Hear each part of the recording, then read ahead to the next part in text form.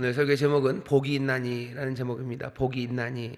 우리가 지금 읽은 이 마태복음 5장 1절부터 12절 말씀은 너무너무 유명합니다. 팔복이라고 그래서요. 사람들이 따로 잘 외우는 말씀이에요. 예수님이 복이 있다 하셨던 이 말씀을 마음에 담으면서 소망을 품기도 하고, 이 말씀을 마음에 품으면서 어떻게 살아야 되겠다라고 결단하기도 합니다. 오늘 이 말씀을 통해서 우리가 다시 한번 지금 어떻게 우리가 살아야 될지, 또 우리를 어떻게 부르고 계신지 우리가 주의 말씀, 주의 음성을 듣기를 원합니다. 먼저 이 말씀을 시작하면서요, 확인해야 될 것 하나가, 여기 지금 이 말씀을 하시는 이가 누군지 확인해야 됩니다. 우리가 마태복음 처음서부터 우리가 읽어왔는데요, 마태복음 처음 시작하면서부터 마태가 예수님을 어떻게 우리에게 보여줬는지 그 모습을 확인하면서 읽어왔습니다. 예수님은 적어도 마태를 통해서 전해질 때는 왕으로 옵니다. 족보가 시작되죠. 족보로 쭉 시작되는데 다윗 왕의 그 족보예요. 누군가 족보를 가졌다는 건 굉장히 중요한 사실입니다. 아무나 족보가 있지 않아요. 그리고 족보에 나온 사람들 이름은 대단들 합니다. 대단한 이름이 있고요. 그 대단한 이름 가운데 놓칠 수 없는 건 다윗입니다. 다윗 왕의 계보에서 나온 사람입니다. 다윗 왕의 계보에서 나왔다는 걸 알린다는 건 그렇게 유리한 조건은 아닙니다. 왜냐하면 지금 예수님이 태어나는 그 당시에 헤롯은 스스로 왕이 되기 위해서 엄청나게 어마어마하게 무서운 일을 했던 사람이 헤롯입니다. 그러니 왕의 족보를 가졌다고 족보를 들고 나오는 건 뭔가 위험한 일입니다. 조선 시대에 보면 여러 가지 정변이 나오고요, 여러 가지 사건이 벌어질 때 항상 왕의 제대로 된 적통이 어디인지 그것들을 따져요. 그래서 이 사람이, 이 도령이 무슨 왕의 적통입니다라고 족보를 들고 나왔을 때는 그때는 위험한 일이 벌어지는 겁니다. 마태복음 처음 시작하면서부터 족보를 들고 나와요. 이분은 하면서 가지고 나온 족보는 왕의 족보입니다. 왕의 족보를 들고 나와요. 임마누엘이라고 말하고 예수라고 말하며 그렇게 시작합니다. 우리가 알고 있는 동방박사 이야기도 유명한 이유는 유대인의 왕이 어디에 났냐고 물으면서 시작해요. 유대인의 왕 헤롯이 예루살렘에 그렇게 생생하게 스스로 왕이 되겠다는 사람이 눈이 시퍼렇게 살아있는 그곳에 유대인의 왕이 어디 났냐는 그 말이 그냥 이 전편을 울려 퍼지기 시작합니다. 위험해요. 왕 얘기하면 위험한 세상에 유대인의 왕이 어딨냐고 물으며 예수님의 탄생의 이야기가 시작됩니다. 아니나 다를까 헤롯이 가만두지 않죠. 근방에 있는 모든 아이들을 다 죽입니다. 다 죽여요. 이 일이 보여주는 것은 슬픈 일이고 슬픈 현실이지만 왕이 왔다는 것이 만들어내는 그 소동들, 또 왕이 이 땅에 오셨다는 것들을 분명하게 전해줍니다. 마태복음 통해서 왕이 오셨어요. 왕이 오셨습니다. 그런데 이 왕은 우리가 지난주에 읽었던 말씀을 보면요, 왕이 오셔서 하나님의 나라가 왔다고 선포를 해요. 회개하라, 하나님의 나라, 천국이 가까웠다고, 나라가 임하였음을 멋지게 선포를 합니다. 그러고 나서 왕이 해야 될 일들이 있을 것 같아요. 근데 왕은 회개하라, 천국이 가까웠다고, 하나님의 나라가 왔다고 그렇게 말을 하더니만 하는 일들은 선포하는 일, 그리고 가르치는 일, 고치는 일들을 하십니다. 하나님의 나라가 왔다고 선포해요. 왕이 선포하는 것까지는 이해가 되지만 그것도 사실은 좀 이상합니다. 왕은 선포할 필요 없어요. 그냥 그 나라가 왔다는 걸 보여주면 됩니다. 뭘로 보여줘요? 막강한 힘이죠. 막강한 힘으로 보여주면 돼요. 그리고 또 여러 가지 정치적인 조직들을 만들면 돼요. 사람들의 삶을 이리저리 흔들어 놓으면서 왕이 왔음을 보여주면 됩니다. 그런데 왕은, 우리에게 오신 왕 예수 그리스도 나사렛 예수는 와서 하시는 일이 하나님의 나라가 왔다고 선포하시더니 가르치기 시작합니다. 가르치시고, 그리고 병 고치고 귀신 쫓아내며 고치는 일을 하셔요. 군대를 모으지 않아요. 힘을 발휘해야 하지 않습니다. 왕이 하는 일을 잘 보셔요. 이상합니다. 하나님의 나라를 이루실 분이셔요. 천국을 이루실 분, 천국을 세우고 영원히 하실 그 왕은 지금 가르치고 계십니다. 오늘 5장에서 하시는 일을 보세요. 이 일이 지금 왕이 하는 일입니다. 왕이 산에 올라가 앉으셔요. 그리고 사람들에게 긴 설교, 긴 강화를 합니다.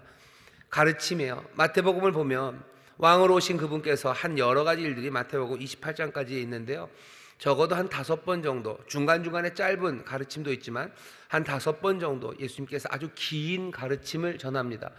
여러분들 어떤 성경을 보면 예수님이 하신 말씀에 이렇게 말씀은 빨간색으로 쓴 그런 신약 성경에 빨간색으로 쓴 성경들이 있으실 거예요. 거기 보시면 그냥 못 찾을 수가 없어요. 마태복음을 쭉 넘기다 보면 갑자기 빨개지는 데가 있어요. 그런 데가 한 5군데쯤 나올 겁니다. 예수님이 가르치시는 이야기를 한두 번 가르치셨겠습니까? 3년 넘게 공생의 사역을 하셨다면 수많은 가르침들을 제자들에게 가르쳤을 텐데, 마태는 그 중에 한 5개 정도를요 이렇게 모아요. 5개를 모아서 우리에게 들려줍니다. 그 중에 하나가 오늘 우리가 읽는 5장부터 시작돼서 7장에 맞춰지는 소위 말하는 산상수훈이라는 말씀이에요. 왕이 가르칩니다. 왕이 가르쳐요. 긴 가르침을 우리에게 줍니다. 왕은 가르쳐야 되지 않을 것 같아요. 근데 왕이 가르쳐요. 우리 교회 가서 제자 삼는 교회라는 표, 그리고 송구영신 예배 때 우리가 함께 나눴던 말씀을 생각해 보시면, 세상의 모든 권세를 가지신 왕, 그 왕이 우리와 함께 하실 텐데, 그 왕이 그 나라를 이루시기 위해서 우리에게 부탁하신 일은 가서 제자 삼는 일입니다. 제자 삼기 위해서 가르치라고 그러셨어요. 물과 성령으로, 아버지와 아들과 성령 이름으로 세례를 주고, 또 가르쳐 분부한 모든 것들을 지키도록 가르치라고 우리에게 말씀하시죠. 왕은 우리에게 무슨 부탁하시냐면요, 제자 삼으라고, 가르치라고, 세례를 주라고 그 부탁을 하셔요. 오늘 왕이 하시는 일을 보세요. 그 왕이 지금 하는 일은 당연히 그러니 가르치는 일입니다. 모든 권세를 가지신 이가 그 제자들을 가르쳐셔요. 그러니 그 가르침 받은 제자들은 또 가르치는 일을 할 겁니다. 그러니 오늘 우리에게 주어지는 이 말씀들, 특별히 마태복음에 있는 여러 가르침들, 그 가르침들에 귀를 기울여야 됩니다. 왕은 가르치고 계셔요. 왜? 우리를 가르치셔서 우리로 가르치게 하시려고 하는 겁니다. 그러니 그냥 내가 듣고 그렇구나 라고 끝내려고 생각하지 마세요. 나를 가르치시니, 우리를 가르치시니 우리가 제자답게 배울 거고, 또 우리도 이것들을 가르칠 겁니다. 내가 가르칠 거라고 생각하고 들으면 좀 더 긴장하게 돼요. 그냥 내가 듣고 말 거면 그냥 아는 대로 아니면 모르는 대로 하면 그만이지만, 내가 들은 것을 가르치기 위해서는 더 귀 기울여 들어야 됩니다. 내가 배우고 그래서 내가 가르치는 그 일이 신중하고 또 마음을 다 써야 될 뿐만 아니라, 그 일이 그냥 단순한 지식의 전달이 아니라 왕의 가르침이에요. 왕이 우리를 가르치시고 그래서 우리로 가르치는 그 일이 왕의 나라, 하나님의 나라, 그 나라를 위해서 우리에게 부탁하신 일이고, 그렇게 왕은 이 세상을 통치하실 것을 기대하셔야 됩니다. 내가 배우고 그래서 내 삶이 변하고, 내가 또 가르쳐서 그 사람들의 삶이 변하기 시작하는 것, 그것이 하나님의 나라가 이 땅에 임하고 하나님의 거룩하고 그 위대하시고 선하신 뜻이 이루어지는 그 방법임을 분명히 알아야 됩니다. 그러면 예수님의 오늘의 이 가르침은 훨씬 더 무겁게 우리에게 옵니다. 전해줘야 될 거예요. 잘 배워서 전해질 거고, 우리가 이거 배워서 내 삶이 바뀌고, 내가 가르쳐서 사람들의 삶이 바뀌기 시작하면 세상이 달라지는 것. 아니, 어쩌면 이 방법이 마태복음을 통해서 우리에게 전해지기로는 가장 분명하고 유일한 하나님의 아들이신 예수 그리스도 평강의 왕이 세상을 새롭게 하시는 방식입니다. 세상은 이렇게 새로워질 거예요. 이 말씀을 배워서 삶이 변하고, 이 말씀을 가르쳐서 삶이 변하는 것, 그것으로 세상을 바꿔 나가실 겁니다. 왕은 그 일을 이루시기 위해 지금 산에 올라가 앉으시고 사람들에게 가르치시기 시작합니다. 오늘 그 기대를 가지고 또 그 책임감을 가지고 이 말씀 앞에 앉은 여러분들, 말씀을 통해서 깨달으시고 삶이 변하시고 또 삶을 변하도록 가르치는 일에 귀하게 쓰임받게 되시기를 주의 이름으로 축원합니다. 주의 이름으로 축원합니다. 자, 왕이 이제 산에 올라가 앉으십니다. 5장 1절입니다. 예수께서 무리를 보시고 산에 올라가 앉으시니 제자들이 나아온지라 입을 열어 가르쳐 가라사대. 분명히 여기 무리라는 이야기가 있고요, 제자라는 이야기가 있습니다. 지난주에 어떤 이유로 주님을 따르는지, 주님을 쫓는지 우리가 물어봤어요. 무리라는 사람들이 주님을 쫓기도 하고요, 또 제자라는 사람들이 주님을 쫓기도 합니다. 제자들은 모든 것들을 버려두고 부르심에 따라 나온 사람들이요, 무리는 아직 그 정도는 아닙니다. 예수님께서 가르치시는 능력들, 그리고 귀신을 쫓아내고 병을 고치는 것, 특별히 병을 고치는 그 고침의 일들을 보면서 사람들이 온 유대, 온 예루살렘, 저 강 건너편에서부터도 사람들이 예수님을 쫓아 나온 무리들이 있어요. 무리들이 되었건 제자들이 되었건 지금 모두 다 그 말씀을 듣고 있습니다. 그런데 중요한 건 뭡니까? 제일 끝에 7장에 가면요, 중요한 건 이 말씀을 듣고 이 말씀을 따르는가 하는 거예요. 무리로 온 사람들 중에서라도 주님이 하시는 이 말씀을 다 듣고 그 말씀대로 따라 살기 시작하면 그때는 삶이 정말로 창수가 안 하고 큰 물 나도 흔들리지 않는 든든한 영원한 집, 영원한 삶을 누리게 될 것이고, 이 말씀을 듣고도 제대로 마음에 새기지 못하고 그대로 살지 못한다면 그때는 아무것도 아닐 겁니다. 무리들이 있고 제자들이 있어요. 오늘 이 시간도 막 비슷할 겁니다. 어떤 분들은 그냥 와서 그냥 별 생각 없이 오신 분도 계시고, 어떤 분들은 뭔가 좀 더 주의 부르심 가운데 내가 확신을 가지고 모든 것들을 뒤로 하고 주를 따르는 마음, 그 마음으로 오신 이도 있으실 거예요. 무리도 있고 제자도 있습니다. 예수님이 무리는 저리 가라, 뭐 애들은 가라, 제자들만 남아라, 그러지 않으셔요. 무리를 보시고 산에 올라가 앉으십니다. 그렇다고 해서 제자가 특별하지 않는 건 아니에요. 제자들이 나옵니다. 예수님께서 그때서야 입을 열어 가르치셔요. 정말로 듣게 하고 싶으신 이는 어쩌면 제자들일 겁니다. 모든 것들을 버려두고 주를 따른 이들, 부르심에 순종하며 나온 그 영혼들, 그 삶들에게 이 말씀을 전하시고 싶으셔요. 그래도 마찬가지입니다. 내가 그렇게 나왔다고 해서 모든 것들이 다 들려지는 말씀이 내 삶에 참된 변화를 만들어내는 건 아닙니다. 내가 주님 앞에 헌신하는 마음으로 달려나왔고 주의 부르심을 분명히 내가 확신하며 나왔을지라도 주님이 하시는 말씀들, 그 말씀들이 마음에 새겨지고 그래서 순종되지 않는다면 결국은 그냥 모래 위에 세운 집처럼 흩어지고 말 겁니다. 어떻게 나왔든지 그러니 지금이 중요합니다. 지금 주님이 하시는 이 말씀을 우리가 귀담아 들으시고 가르치시는 이 말씀을 통해서 내 삶이 변하는 그 자리로 나오시면 됩니다. 여기 제자처럼 나오신 분들, 어쩌면 무리처럼 나오신 분들, 여러분들 그래도 다 같이 기대를 하셔요. 여기 뿌려지는 씨앗들, 하나님의 말씀이, 복음이 증거되는 이 자리에서 정말로 그 말씀을 마음에 받아 삶의 변화, 그리고 새로운 시도들, 그리고 새로운 출발이 우리 가운데 있기를 바랍니다. 자, 긴 설교 5장부터 7장까지의 긴 설교의 서두 앞부분입니다. 앞부분에서 예수님이 무슨 이야기를 하시는지 보시죠. 오늘 말씀을 보면 아, 이렇게 살라는 거구나 라는 생각이 들어요. 미리 말씀드리면 맞습니다. 예수님은 이렇게 살라고 지금 말씀하시는 것 같아요. 이렇게 살아라, 이렇게 살아라. 그런데 이렇게 살아라 라는 말씀을 주는 그 느낌이, 그리고 이유와 근거가 우리가 생각하는 것과는 좀 다릅니다.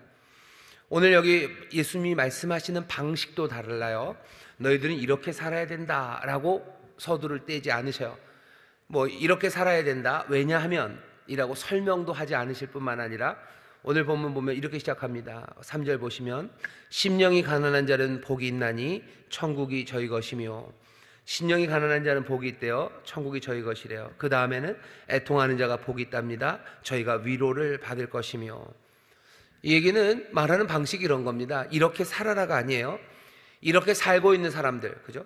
뭐 애통하는 사람들, 애통하며 살아가고 있는 사람들, 이 사람들 복 있다라고 얘기해요. 이 사람들 잘하고 있는 거다라고 칭찬하셔요. 이 사람들 복이 있다라고 하시며 이 삶을 인정하시는 겁니다. 잘하고 있다고. 애통하고 있는 사람들 잘하고 있는 거래요. 애통하고 있는 사람이 잘하는 거라고요? 그러면 결국 그 사람들이 복 있는 거니? 예수님은 나중에 그런 식으로 이 말씀이 이렇게 되겠죠. 애통하며 살아라 라는 말이 될 겁니다. 하지만 시작은 애통하며 살아라 라고 시작하지 않으셔요. 애통하고 살고 있는 사람들, 그 사람들 복 있다고, 잘하고 있다고 말씀하시는 거예요. 모르는 거죠. 어떤 뜻입니까? 그러니까 애통하는 사람들 들으라는 거죠. 애통하는 사람들 즐거워하래요. 너희들 즐거워하고 축하하래요. 왜 애통하는 사람들이 즐거워해야 됩니까? 애통하는 사람들 슬픈 사람들 아닙니까? 근데 예수님은 지금 그렇게 얘기하셔요. 슬픔으로 살아야 된다는 것에 대해서 설명을 쓰고 있지 않으셔요. 처음 시작이 어떻게 된다고요? 이미 그렇게 살고 있는 사람들, 그 사람들 복되다고, 그렇게 살고 있는 사람들 잘하고 있다고 그렇게 말씀하시며 입을 여십니다. 애통하는 것이 왜 좋은 삶인지에 대해서 예수님 설명하시는 것 아니에요. 살아가는 삶의 방식은 이래야 된다라고 얘기하시는 거 아니에요. 이렇게 사는 것이 행복한 삶이다라고 설명하지도 않으셔요. 다시 애통하며 사는 것이 행복한 삶이다라고 설명하지 않으셔요. 애통하며 사는 사람들, 그냥 너희들 잘 살고 있다, 너희들의 삶, 그 삶을 기뻐하라고 얘기하실 뿐입니다. 왜 그런지 생각해 보세요. 예수님이 만약에 이렇게 행동하고 이렇게 살아가는 것이, 그것이 인간들이 살아가야 될 삶의 방식이다, 그런 사람들이 잘 된다라고 말한다면 예수님의 말씀은 사실은 이상한 말씀이 됩니다. 처음서부터 틀렸어요. 심령이 가난한 사람이 복이 있다. 천국이 저희 것이다. 라고 얘기해요. 심령이 가난한 사람이 복이 있습니까? 그럴 리가 없어요. 늘 가난하고 궁핍한 사람들, 마음에 갈급함이 있는 사람들, 그 사람들은 늘 목말라 사는 사람들입니다. 그렇게 목말라 사는 사람들이 뭐가 행복합니까? 늘 목말라서 두리번거려야 되는 사람들, 그 사람들 행복하지 않죠. 목말라 살아라. 아니, 그렇게 안 가르쳐요. 세상은 뭐라 그랬죠? 만족하며 살아라고, 자족하며 살으라고 그렇게 가르치죠. 하지만 예수님은 그렇게 말씀하지 않으십니다. 애통하는 자가 복이 있대요. 저희가 위로를 받는답니다. 이 말도 이상해요. 우리가 압니다. 슬퍼하고 애통하는 사람들 종종 위로받지 못하는 걸 봐요. 아니, 슬퍼하는 사람이 위로받지 못하는 거 종종이 아닙니다. 거의 자주 위로받지 못합니다. 아니, 거의 위로받지 못합니다. 정말로 슬퍼하는 인생들을 누가 와서 위로합니까? 위로하지 않아요. 정승집 개가 죽으면 사람들이 문상을 옵니다. 하지만 정승이 죽으면 문상을 오지 않죠. 정말로 슬퍼하고 깨어져 버린 삶, 그 삶에 사람들이 위로하러 오지 않아요. 그런 사람들은 그냥 무시하는 거죠. 그리고 버림받는 겁니다. 슬퍼하는 자 버림받을 거예요. 슬퍼하는 자 버림받을 겁니다. 올드보이에서였나요? 그런 얘기 나옵니다. 웃어라 그러면 세상이 너랑 같이 웃을 거래요. 울어라 그럼 너 혼자 울 거라고. 올드보이에 그런 얘기가 있었을 것 같은데, 웃는 사람들이랑 사람들이 같이 할 겁니다. 하지만 우는 사람들, 정말로 울고 슬프고 정말로 바닥이 된 그 인생에 누가 와서 위로합니까? 버릴 뿐이에요. 온유한 사람, 온유한 자가 복이 있다고요? 저희가 땅을 기업으로 받는답니다. 인생은 온유하게 살아야 돼. 그래야지 땅을 기업으로 받을 거야. 그래야 땅을 차지하며 살아갈 거야. 삶은 이렇게 살아야 되라고 예수님 말씀하신다면 이 말씀이 틀렸다는 건 우린 벌써 압니다. 왜? 온유한 사람은 땅을 차지하기는커녕 있는 것까지 빼앗기기 일쑤예요. 온유한 사람들은 어떤 사람들이요? 줘도 못 먹는 사람들이 온유한 사람들입니다. 자기 손에 있는 것까지 다 뺏기는 사람들, 그 사람들이 온유한 사람이에요. 누가 와서 가져가면 찍소리도 못하는 사람들, 그 사람들이 온유한 사람들이에요. 온유한 사람들이 땅을 기업으로 얻는다고요? 예수님의 말씀이 정말로 세상을 제대로 살아가는 처세의 방법, 아니면 이렇게 행동하는 것이 세상에서 잘 사는 길이다라고 가르치는 거라면 그건 처음 시작서부터 틀렸습니다. 의에 줄이고 목마른 사람들, 그 사람들이 어떻게 의로 배부르겠습니까? 의에 줄이고 목마른 사람들은 죽을 때까지 정의가 실현되는 것들을 보지 못하는 경우가 다반사입니다. 왜냐하면 의에 줄이고 목말랐다는 건 힘이 없다는 거예요. 의에 줄이고 목마르지 않은 사람들이 있어요. 늘 그냥 넘치는 사람들이 있어요. 그 사람들은 누구예요? 그냥 부유하고 그리고 권세 많은 사람들, 그 사람들은 의에 늘 배부릅니다. 그런 사람들은 억울한 일 당할 일 없어요. 억울한 일 당할 일 없습니다. 누가 억울한 일 당합니까? 약한 사람들, 그리고 힘없고 가난한 사람들이 억울한 일 당해요. 억울한 일 당하니 의에 줄이고 목마른 거죠. 억울한 일 당하는 사람들이 행복해요? 그 사람들이 의로 충만함을 받는다고요? 그럴 리가. 죽을 때까지 정의의 실현 보지 못하는 것이 종종이고 그것이 거의 다반사입니다. 이렇게 사는 것이 인생을 행복하게 사는 것이다 라고 예수님이 지금 말씀하는 거라면 예수님의 말씀은 틀렸어요. 그렇게 되지 않습니다. 그렇게 되지 않아요. 오히려 예수의 말씀과 거꾸로 된 세상이죠. 지금 예수님이 말씀하시는 이거는요, 세상에서 이렇게 살면 행복해진다라는 처세에 관한 이야기일 수가 없는 게, 지금 예수님은 세상과 반대되는 거꾸로 된 세상을 지금 말씀하고 계시는 겁니다. 예수님이 역설을 얘기하는 거예요. 역설을 얘기합니다. 의에 줄이고 목마른 사람, 긍휼히 여기는 사람이 복을 얻는다고요? 그러면 저희가 긍휼히 여김을 받습니까? 긍휼히 여김 받는 사람들, 그 사람들 쫄딱 망합니다. 남들 긍휼히 여겨서 내가 양보하고 내가 다 내어주기 시작하면 내가 긍휼히 여김을 받습니까? 아니요. 나는 그냥 망할 뿐이에요. 내가 가진 거 다 양보하고 아무것도 없이 뒤돌아가는 사람들, 누가 가서 그 사람들 채워주면 좋겠지만 그런 일 보기는 어렵습니다.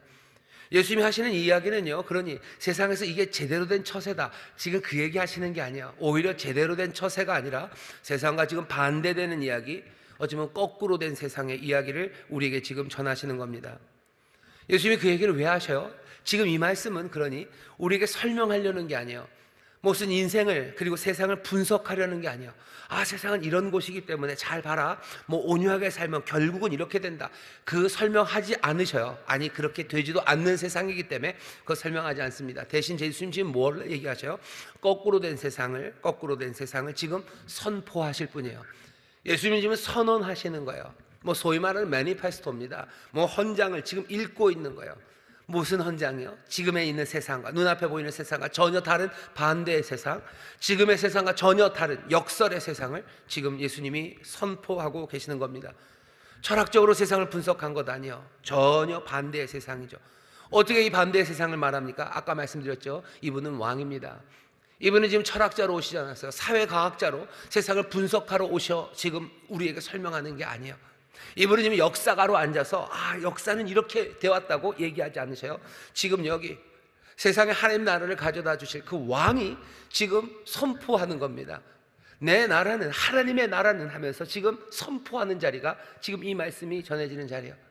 그러니 이 나라는 역설의 나라입니다. 지금 이 땅에서 펼쳐지는 것과 전혀 다른 뒤집어지는 세상, 그 세상을 왕이 만드시겠다는 거예요. 이 세상 만들어진다고. 누구를 통해서? 왕을 통해서. 나 왕, 내가 하는 이 일을 통해서 이런 역설적인 일들이 실현되는 그 세상 만든다고, 그 나라가 여기 임했다고 지금 뭐 하시는 거예요? 선포하고 선언하시는 겁니다. 예수님은 지금 여기서 선언하고 계시는 거지 우리에게 분석을 알려주시는 건 아닙니다. 이미 다 완성됐습니까? 아니요, 이제 시작일 뿐입니다. 서두입니다. 서두예요. 왕이 지금 선언해, 이 세상 만든다라고 지금 선언하는 거죠. 인생의 일반적인 진리를 알려주는 게 아닙니다. 우리에게 지금 전해지는 건 복음이에요. 기쁜 소식이 전해지는 거예요. 세상이 뒤집어진 세상에 대한 기쁜 소식, 그 소식을 지금 왕이 우리에게 전하는 거지. 지금 왕은 여기서 세상이 이러니 이렇게 살아가는 게 좋겠다라고 우리에게 충고하고 있는 게 아닙니다. 오늘 우리가 듣는 이야기는 인생에 대한 어떤 현자의 충고를 듣는 게 아니에요. 왕의 선언을 듣는 겁니다. 지금 왕이 얘기하시는 거예요. 왕이 얘기하십니다. 세상은 이렇게 갈 거예요. 내가 하는 이 일을 통해서 내가 이제 왔으니 어떤 세상이 됩니까? 심령이 가난한 사람이 복 있는 세상 될 거예요. 그러니 지금 벌써 심령이 가난한 사람들, 너희들 잘하고 있어요. 애통하는 사람들, 너희들 잘하고 있어요. 왜? 이 땅에서는, 내가 만드는 그 세상에서는 애통하는 사람들, 그 사람들이 위로를 받는 그 세상이 될 거예요. 온유한 사람이 땅을 얻는 그 세상을 만들어 갈 거예요. 그렇게 의에 줄이고 목마른 사람들, 억울한 사람들에게 의가 채워지는 그 나라를 내가 만들어 간다고 지금 예수님 이 좋은 소식을 선언하고 선포하고 계시는 겁니다. 오늘 이 말씀을 들으면서 이거 이상하네, 이렇게 살면 정말 잘 살 수 있을까? 이게 제대로 된 처세일까? 여러분들이 생각한다면 오해예요. 제대로 된 처세를 우리에게 지금 말씀하시는 게 아니라 새 세상, 달라질 세상, 예수님이 만들고 다스리시고 임하실 하나님의 나라, 그 나라를 지금 선언하고 선포하고 계시는 겁니다. 예수님께서 제자들에게, 여기 앉아서 이 말을 듣고 있는 제자들 앞에 뭐라 해서 따라오라고, 나를 따라오라고 부르셨어요. 나를 따라오라고 부릅니다. 그 얘기는 이동이에요. 지금 있는 이 삶과는 다른 삶입니다. 따라 나서기 시작할 거예요. 놀라운 소식으로, 그리고 그 복음으로 우리를 인도하시고 그리로 따라오라고 불러내십니다. 우리도 따라 나서야 돼요. 이전의 방식과는 다릅니다. 예수님께서 지금 선언하셔요. 다른 세상을 선언하시고, 그러니 그 다른 세상에 합당한 삶의 방식을 우리에게 알려주실 거예요. 그러니 우리는 어떻게 됩니까? 그거 따라가야 돼요. 똑같은 세상, 그 세상에 이름만 바뀌는 왕이라면 우리는 따라 나설 필요 없습니다. 하지만 오시는 이는 우리를 따라오라고 하시는 이에요. 내 예전의 삶의 방식들, 이전의 세상에 살았던 삶의 모든 옳고 바른 그 기준들, 그 모든 것들을 떠나 이 왕을 따라 나서야 됩니다. 놀라운 소식이 들려오는 거예요. 여기 있는 말씀이 서두서부터 그렇습니다. 우리가 알고 있는 세상의 좋은 소식들이라는 건 어떤 소식이에요? 성공에 대한 이야기예요. 부요함에 대한 이야기입니다. 그리고 장수, 그리고 승리라는 이야기, 그게 놀랍고 즐거운 소식이죠. 하지만 예수님께서는 그 반대를 얘기하셔요. 겸손함을 얘기하셔요. 가난을 얘기하셔요. 슬픔을 얘기하셔요. 화평케 하는 자들을 이야기하십니다. 따라 나서야 돼요. 따라 나서야 됩니다. 새로움으로 나가기 시작하셔야 돼요. 왕이 우리를 지금 선언하시며 불러내시는 겁니다. 우리가 다른 세상, 하나님의 나라를 누리기 위해서 예수님 그래서 처음부터 얘기하셨어요. 회개하라, 천국이 가까웠느니라. 회개라는 건 뭔데요? 따라 나서는 겁니다. 내 예전의 삶의 방식에서 돌아서서 따라 나서기 시작하는 거예요. 왕이 우리를 부르셔요. 하나님 나라를 이루실 그 왕이 우리를 불러내십니다.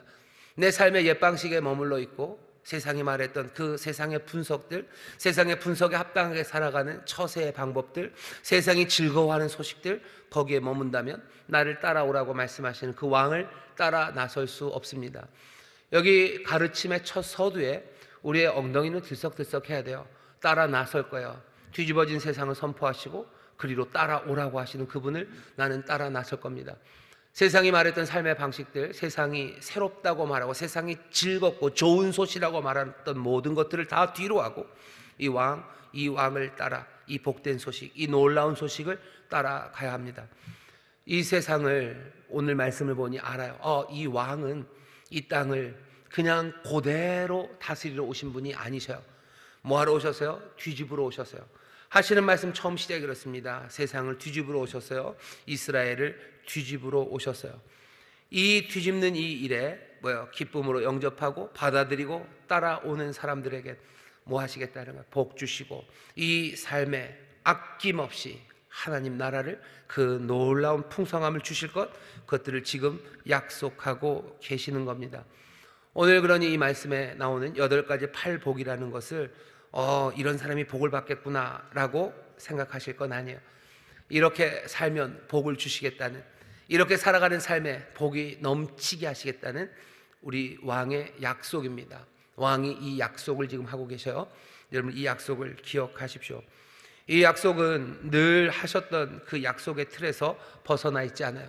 이 약속은 하나님의 약속입니다. 여기 앉으신 왕은 하나님임에 분명해요. 어떻게 하냐고요? 여기서 이 약속, 이 선언을 주시는 방식이 마태가 지금 하나씩 옛날 이야기를 담게 그리고 있습니다. 이스라엘이 하나님 앞에 언약을 받았던 시간이 있습니다. 출애굽 시내산 아래서도 받았지만 가나안 땅으로 들어가기 전에 마지막 모압 평야에서 모세가 이스라엘 백성들에게 하나님의 복을 전해요. 그 유명한 신명기 28장입니다. 28장에 보면 어떤 복을 주는지 또 어떻게 저주를 받는지 복의 목록, 저주의 목록이 쭉 있어요. 복의 목록보다 저주의 목록이 한 3배쯤 깁니다. 어쨌든 복, 저주, 순종하면 복을 주실 거예요. 그리고 불순종하면 저주하실 겁니다. 그 목록을 우리에게 알려줘요. 거기에 이르기까지 어떤 길을 왔는지 압니다. 애굽에서 나와요. 그리고는 홍해 바다를 건넙니다. 홍해 바다 건너 그 광야 40년을 지나 그 모압 평야, 그 새 나라, 그 문턱, 그 시작의 벽두에서 복 그리고 저주, 그 복의 약속을 이스라엘은 모세를 통해서 듣습니다. 마태 일부러 그 얘기를 쭉 합니다. 예수님 누구셔요? 이 왕은 어디로에서 나오셨어요? 애굽에 잠깐 갔다가 나온 이야기를 하죠. 애굽에서 나오셨어요. 요단강, 강을 지납니다. 그리고 광야에서 40일 동안 시험 받으셔요. 애굽에서 나와요. 그리고 강을 건넙니다. 그리고 광야를 지나 지금 어디? 약속의 땅.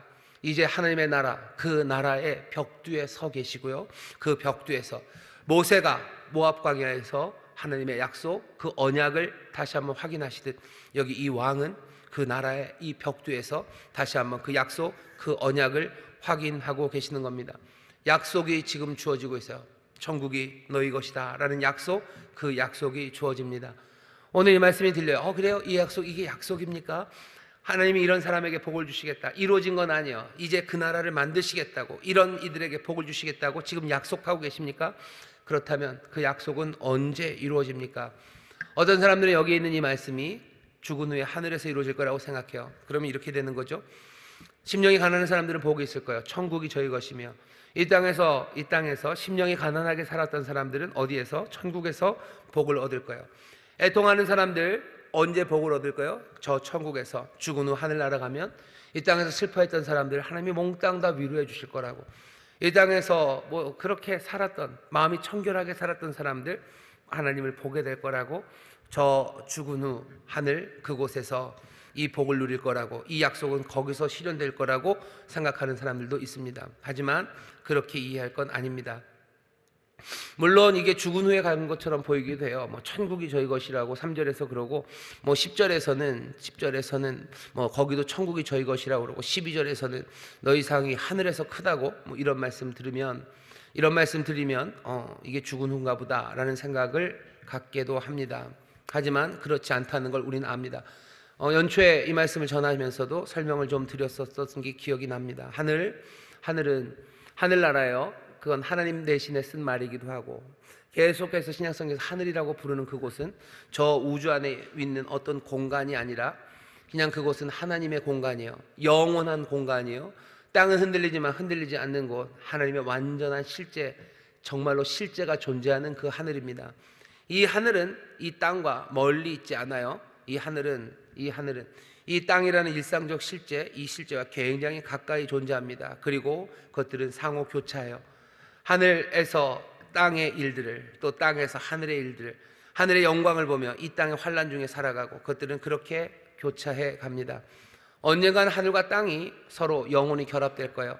하나님의 영원하고 그리고 참되시고 그리고 분명한 그 실제가 이 세상, 이 땅에 있는 어쩌면 흐트러진, 어쩌면 못나고 부족한 이것과 완전히 결합되는 그날, 새하늘과 새 땅이 이곳에 이루어지는 그날이 올 겁니다. 그러니 기도하라고 가르치시면서 하늘에서처럼 땅에서도 라고, 하늘에서 아버지의 뜻이 이루어진 것처럼 땅에서도 이루어지기를 기도하라고 가르치시는 겁니다. 하나님이 다스리시는 완벽한 실제인 그 하늘에서의 뜻이 이 땅에서도 이루어지기를, 하늘의 삶이 이 땅에서의 삶이 되어야 하기를 예수님이 기도하라고 하시죠.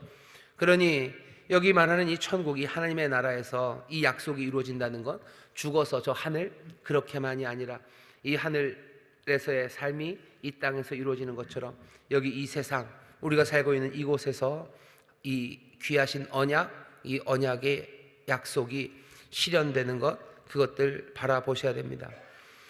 예수님을 따르는 사람들, 그 사람들에게, 그러니 지금 예수님이 요구하시는 바는 바로 지금 여기서 이 규칙에 따라 살기 시작하며 뭐를, 하늘나라를, 하나님의 나라를 지금 누리기 시작하라는 겁니다.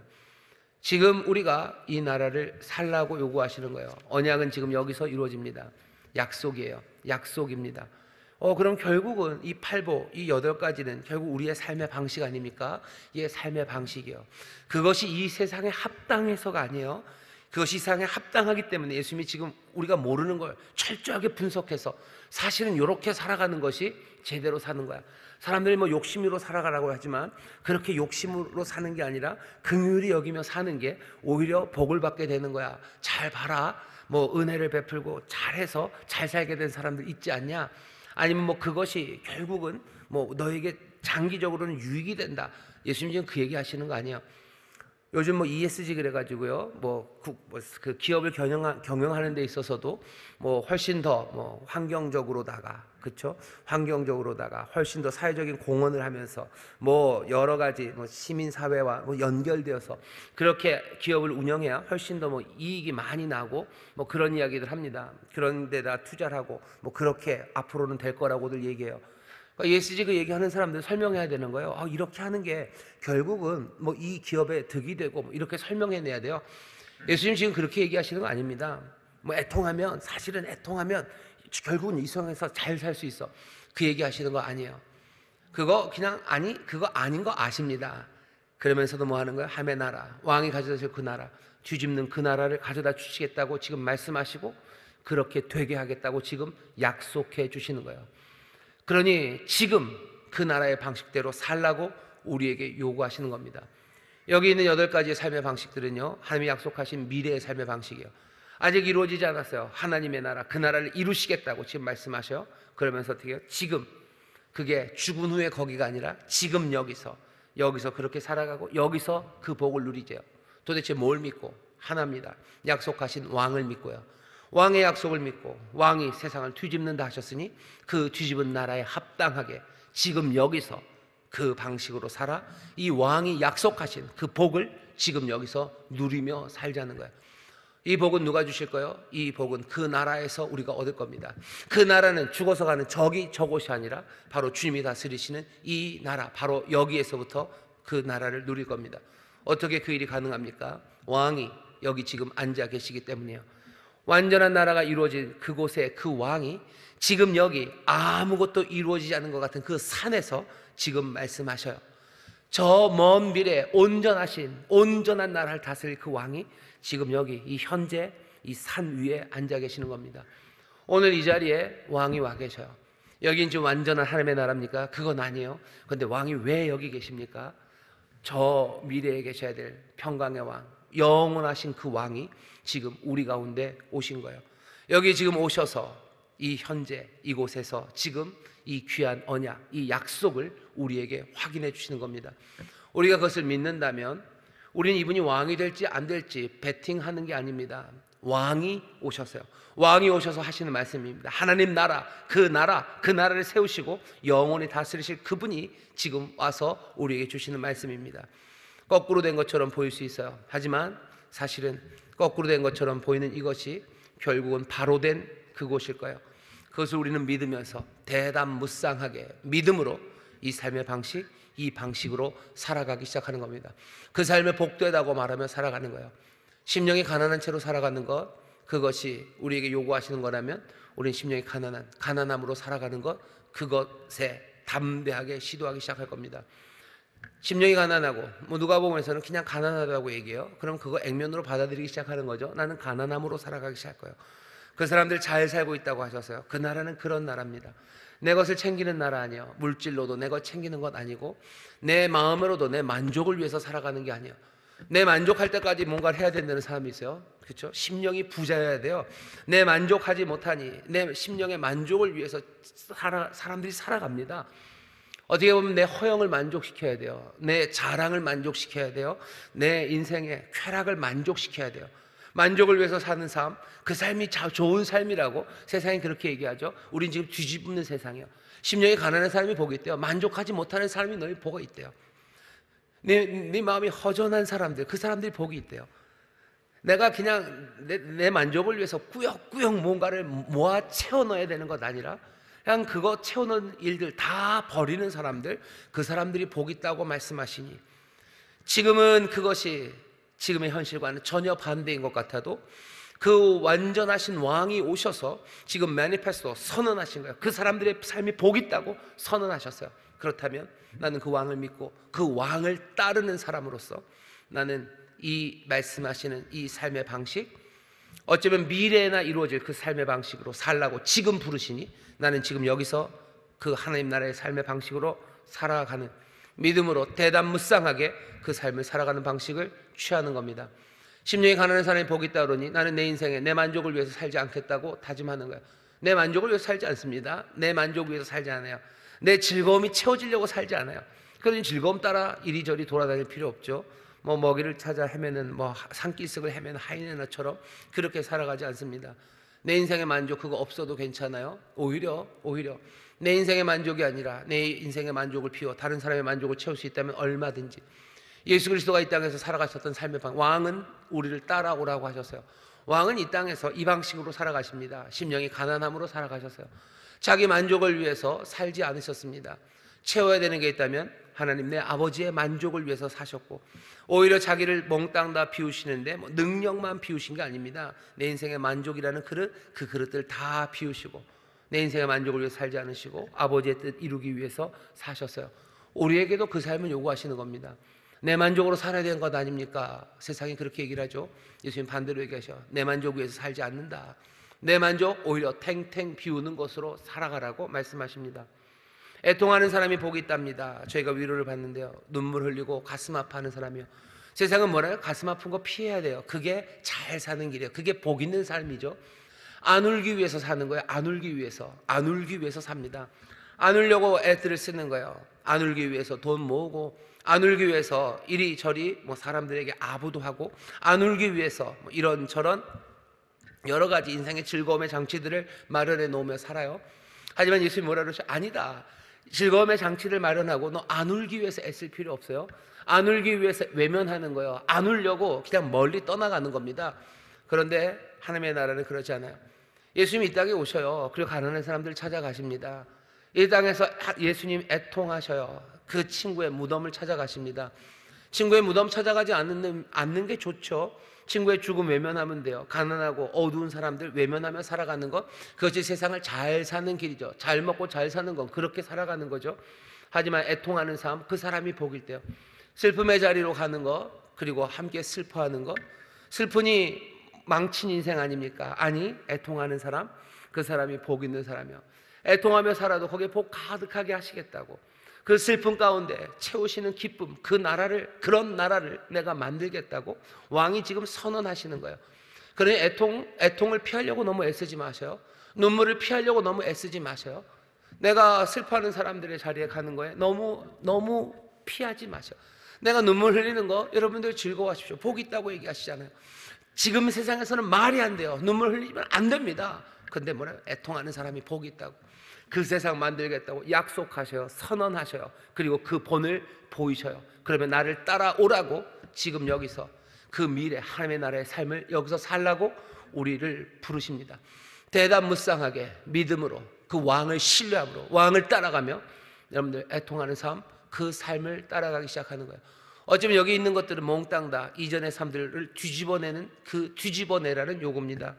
온유한 자 복이 있대요. 아까도 말씀드린 온유한 자 땅을 기업으로 얻기는커녕 온유한 자는 모든 것들 다 빼앗기기가 십상입니다. 하지만 그렇게 온유함으로 살아가래요. 악다구니로 내 욕심 차리고 내 것 챙기기 위해서 눈 시뻘개지고 내 것 챙기기 위해서 손가락에 힘주고 살아가는 그 삶, 그 손들을 풀기 시작하라는 거죠. 손 풀어서 긁어 모으려는 손들 대지 말고 얼마든지 내어줄 수 있는 부드러운 손으로 살아가기 시작하라는 것. 그러나 쫄딱 망한다고 사람들이 말하는 세상을 우리가 살아가지만 여기 왕이 오셔서 약속하시고 선포하시는 것은 여기 온유한 사람들이 땅을 기업으로 얻을 거라는 말씀이에요. 내어주는 자에게 주라. 그러면 너희에게 돌려줄 것이고 후이되어 누르고 흔들어 넘치도록 하여 너희에게 안겨주리라고 왕이 약속하셔요. 죽은 다음에 저 천국에서 아니 여기서 채워주신답니다. 아직 안 이루어졌는데요. 염려하지 마셔. 왕이 하시는 그 일을 통해서 세상을 그렇게 뒤집어 가고 계십니다. 이전에는 덜 채워졌습니까? 하지만 이제는 믿음으로 더 채워주실 것을 바라봐요. 그 약속이 이루어질 것들을 믿으며 갑니다. 그 약속이 우리에게 있기에 지난주였나요? 설교했던 것 같아요. 우리가 간절하게 기도하는 거예요. 우리가 그러니까 온유한 사람 땅을 주시겠다고 하셨어요. 우리 그러니 그 약속을 믿고 살아갑니다. 아직 안 채워집니까? 그러니 간절한 거죠. 아예 그 약속을 믿지 않았으면 간절하게 기도할 필요 없습니다. 세상의 방식으로 땅을 차지하는 방식 쓰면 돼요. 땅을 차지하기 위해서 눈 시뻘개지고 땅 차지하기 위해서 좀 더 독하게 마음먹고 땅 차지하기 위해서 남들보다 기민하게 움직여가고 이익이 있는 곳에 더 그냥 따라가는 사람들, 그렇게 살면 되는데 우리가 약속 믿고 온유한 자 땅을 주신다고 하셨어. 내가 그 일에 발빠르게 가지 않고 내 이익 찾는데 눈 시뻘개지지 않고 내가 그렇게 살아갔는데 왜 내 삶에는 하나님의 약속이, 내 왕의 약속이 이루어지지 않습니까? 그러니 그 약속을 붙잡고 간절하게 기도하며 살아가는 거예요. 얘기하시는 그 나라와 그 일을 구하는 사람 주신다고, 구하라 찾아라 주신다고 분명히 말씀하셔요. 살아가는 삶의 방식들을 어떻게 뒤집어 놓을지를 생각하시면 됩니다. 의에 줄이고 목마른 사람 복이 있대요. 저희가 배부를 거랍니다. 의에 줄이고 목마른 사람들, 억울한 일 당하는 자리. 억울한 일 당하기 정말 싫죠. 저도 억울한 일 당하는 게 진짜 싫습니다. 그래도 뭐라고 하는가? 억울한 일 당하는 삶, 그 삶 살려는 거예요. 억울하게 살아라. 억울하게 살아라. 누가 억울하게 살아요? 복수하지 못하는 사람들이요. 복수하지 못하는 사람들, 용서하는 사람들 억울하죠. 용서 안 하면 지금 더 억울할 것 같아요. 내가 그 인간 복수해야 돼요. 그죠? 안 되면은 무슨 차 타이어에 빵꾸라도 나야 돼요. 이 옆면 이 노면 쪽으로 빵꾸 내면 안 돼요. 옆면으로 내야 돼요. 노면으로 하면 10,000원이면 떼올 수 있어요. 옆을 찔러야 타이어를 다 바꿉니다. 4번만 찌르면 돼요. 그러면 적어도 60만 원의 데미지 뭐 여러 가지를 입힐 수 있어요. 그러면 내가 억울하지 않을 것 같아요. 의에 줄이고 목마르지 않을 것 같아요. 의가 실현될 것 같아요. 복수해야 될 것 같고, 복수가 안 되면 적어도 내가 절대로 용서하지 못하고 내가 저주하며 살 거예요. 내 저주로 무슨 옛날처럼 무슨 인형을 만들어서 내가 꽂지는 않아도 내가 그렇게 살아야 인생을 살 수 있을 거라고. 하지만 의에 줄이고 목마른 사람으로 살랍니다. 뭐 하는 거예요? 용서하는 거예요. 복수하지 않는 거예요. 복수하지 않고 용서합니다. 그냥 내려놓습니다. 그러면 내가 열불이 나서 어떻게 삽니까? 아니, 주께서 약속하셔. 그걸 어떻게 하실까? 아마 주가 왕이 하실 겁니다. 왕이 세상을 바꾸시는 그 왕이 하나님의 나라에 그 놀라우신 은혜와 평강을 우리에게 채우시든지 주께서 약속하셨으니 이루어질 걸 난 믿어요. 내가 용서하고 내가 복수를 내려놓았는데 주여 내 삶이 이게 뭡니까? 라고 간절히 구하기 시작하는 거예요. 그 나라를 간절히 구하는 거예요. 그러면 하나님이 채워주십니까? 채워주십니다. 그러니 우리는 기도하며 살아갈 수밖에 없는 거죠. 의에 줄이고 목마른 사람이 복이 있다고 하셔요. 긍휼히 여기는 자, 아까도 말씀드렸어요. 긍휼히 여기는 자 복이 있답니다. 긍휼히 여김을 받는데요. 내가 세상에서 긍휼히 여기지 말아야지 잘 살죠. 사장님들 긍휼히 여기면 안 돼요. 사장님들 종업원들 긍휼히 여겼다간 큰일 난다고들 가르쳐요. 종업원들 사장님 긍휼히 여겼다간 큰일 나요. 그랬다가 내 거 다 뺏기고 그리고 내 동료들한테 욕먹고 도대체 이 자본주의 사회에서 살아남을 수가 없을 거라고 얘기합니다. 근데 뭐라고요? 여기 있는 이 무리들은 사장님도 있고 근로자도 있어 누구든지 긍휼히 여기랍니다. 긍휼히 여기면 망할 것 같고 긍휼히 여기면 사람들에게서 왕따 당할 것 같고 긍휼히 여겼다가는 내 인생이 몽땅 다 쪽박 찰 것 같다는 그 세상에서 긍휼히 여기라고 말씀하시는 거예요. 잘 안 됩니까? 잘 안 되죠. 왜? 나는 긍휼히 여기지만 긍휼히 여김 받는 세상이 아닙니다. 긍휼히 여기면 긍휼히 여김을 받는 세상이라면 왕이 오실 필요 없어요. 그 나라 하나님의 나라입니다. 그런데 그러지 못한 세상에서 긍휼히 여기라고 그 삶 사는 사람 너희들 잘하고 있다고 복 있다고 잘하고 있다고 그대로 살면 된다고 말도 안 되는 그 삶의 방식을 칭찬하고 복 있다 하시며 선언하시고 우리에게 지금 이 삶을 살라고 부르시고 계시는 겁니다.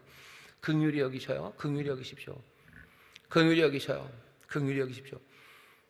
남편은 아내를 긍휼히 여기셔요. 아내는 남편을 긍휼히 여기셔요. 부모들은 자녀들을 긍휼히 여기시고 자녀들 부모님들을 긍휼히 여기셔요. 부모는 자녀를 좀 긍휼히 여기는 경우가 많은 것 같은데 자녀들이 부모를 긍휼히 여기는 경우가 많지 않습니다. 아니 어쩌면 그 반대일지도 몰라요. 자녀들은 부모를 긍휼히 여기는데 부모들은 자녀를 긍휼히 여기는지 못하나 봅니다. 딸은 긍휼히 여겨요. 하지만 시자 들어가는 분들이 며느리들은 긍휼히 여기지 못합니다. 왜? 내가 억울한 게 많죠. 내가 또 당한 게 있고 내가 이거 하는 건 나는 그래도 좋은 시어머니예요. 그러니 내가 이 정도면 충분하다고. 아니 긍휼히 여기십시오. 저희가 긍휼히 여김을 받습니다. 마음이 청결한 자가 복이 있어요. 저희가 하나님을 봅니다. 마음이 청결한 자 하나님을 본다고요? 마음이 청결했다 하는 세상에 살아남을 수가 없을 것 같죠. 마음에 어둠이 있어야 돼요. 눈 가리고 살아야 돼요. 눈 가리고 살고 약간은 거짓에 물들어야 되고 세상에 때 묻은 마음으로 살아야지. 마음이 청결하면 살 수가 없어요. 사람들이 그런 얘기하죠. 너무 맑은 물에는 물고기가 살 수 없다는 그런 얘기들 하고 그러다가는 아무 일도 이루어지지 않을 거라고. 하지만 예수님 반대로 얘기하시죠. 마음이 청결한 사람이 하나님을 볼 것이다. 그 기쁨, 하나님을 보는 기쁨. 누가 기쁠까? 누가 감격으로 살아갈까? 하나님을 보는 기쁨과 감격은 누가? 마음이 청결한 사람이 그렇게 될 거예요.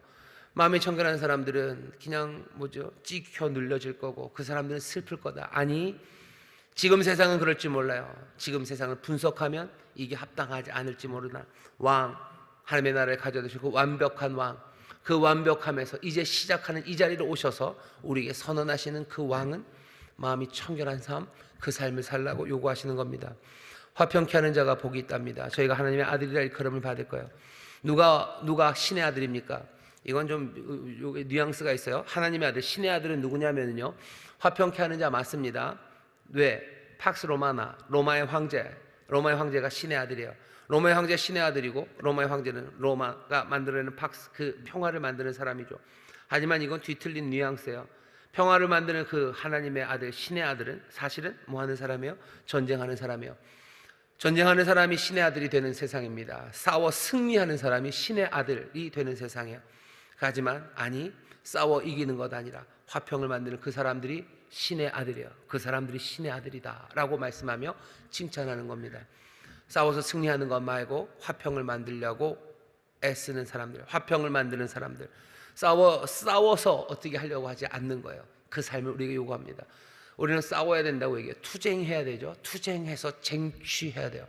투쟁해서 이겨야 돼요. 노동자 단결해서 이겨야 돼요.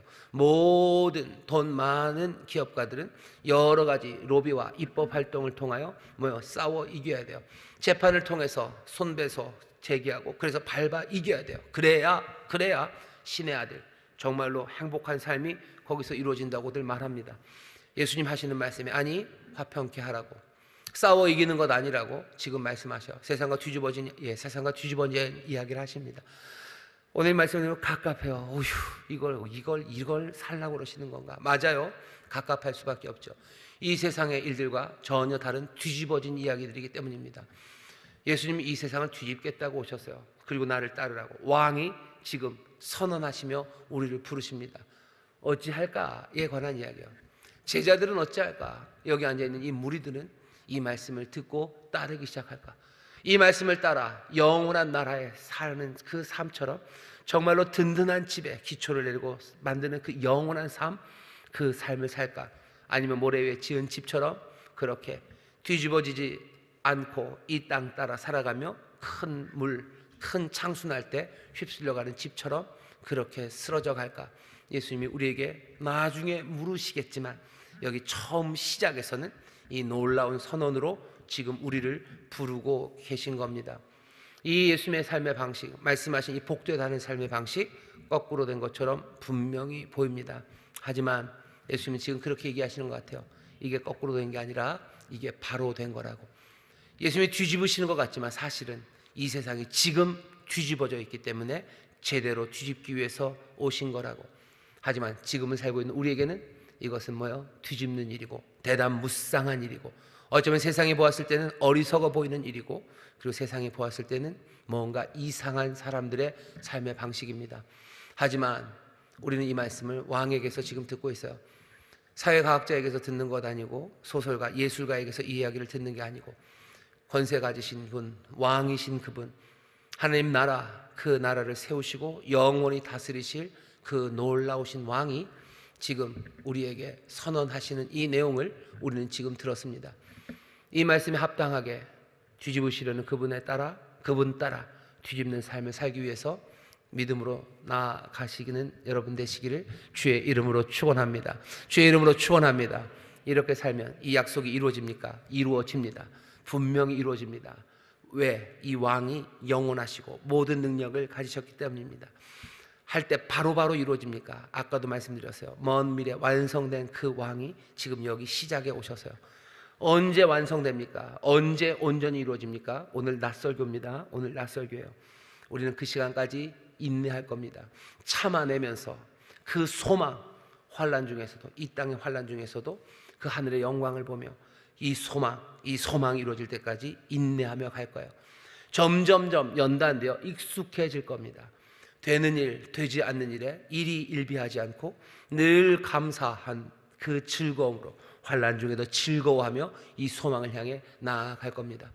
믿음으로 거리 가다가 내 것을 몽땅 다 빼앗길 때도 있고 때로는 우리에게 하나님의 이 은혜와 복이 주어질 때도 있어요. 하지만 우리는 믿음으로 그 소망 가운데 즐거움으로 이 길을 걸어갑니다. 왜? 우리의 삶의 놀라운 확증, 앵커, 그 닻은 십자가 거기에 내려져 있고 여기 앉으신 이 왕에게 우리의 모든 인생의 닻을 여기에 두었기 때문입니다.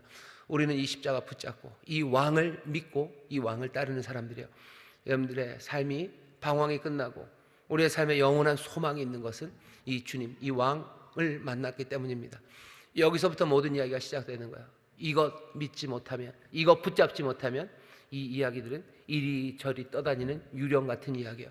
무슨 이야기인지 모르게 우리를 그냥 헤매게 만드는 이야기만 될 뿐입니다. 하지만 내가 성령으로 말미암아 그 앵커, 그 닻이 되신 예수님, 그 왕 앞에 있음을 분명히, 왕이 지금 선포하심을 내가 분명히 믿고 그 앞에 있다면 우리 앞에 벌어질 여러 가지 역경과 아직 이루어지지 않은 미완의 그 일들이 오히려 어떤 의미인지 우리는 분명히 알아요. 그 미완의 일들이 하나님의 은혜고 또 하나님의 소망의 일을 향해서 가고 있다는 것을 알기 시작합니다. 내 인생에 가는 길을 알기 시작해요. 이 땅이 어찌 움직여가는지를 알기 시작해요.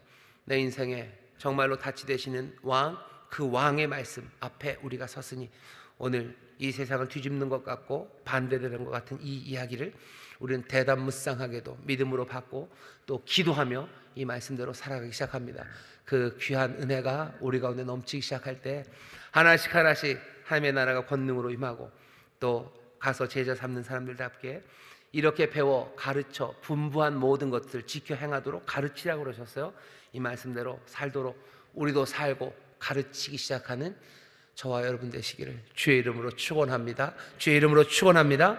기도하겠습니다. 복이 있습니다. 복이 있습니다. 왕이 명하시는 복, 왕이 선포하시는 약속, 왕이 하실 일, 그 일을 우리에게 들려주시며 이제 이 삶으로 살자고 우리를 불러내십니다.